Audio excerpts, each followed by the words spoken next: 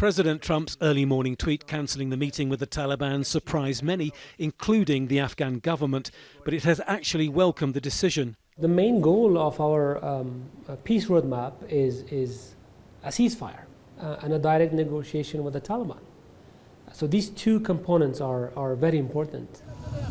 The Taliban refuses to talk directly with the Afghan government, which it regards as illegitimate and corrupt, but it did agree to negotiate with the US, whose forces invaded Afghanistan 18 years ago after the 9/11 attacks on America. There have been 9 rounds of talks since October last year, but during that time Taliban fighters have carried out numerous attacks and suicide bombings. And America has also continued its air campaign, which has hit the Taliban, but this year has also caused the biggest number of civilian casualties. The latest Taliban bombing was in Kabul last Thursday, in which 12 people were killed, including an American soldier. 2 days later, the US president in a tweet ditched what he said was going to be a secret meeting at Camp David.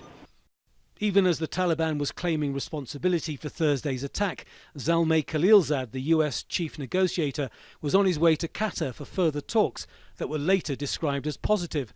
But the Afghan government said the talks gave the Taliban recognition. The Taliban has responded angrily to Trump cancelling the talks.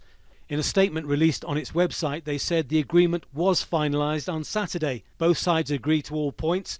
They talked about intra-Afghan talks to begin on September the 23rd, but warned that their struggle will continue and the US would suffer more.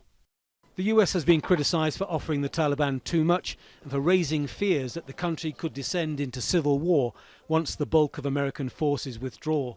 If there is no agreement between the Taliban and the United States government about the withdrawal of the foreign forces from Afghanistan, that will be the very worst situation, not only for Afghanistan, that will be the very worst situation for the region and the international community. And that is something that troubles many Afghans.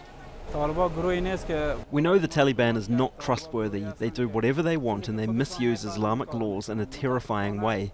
This country won't be better with them in the government.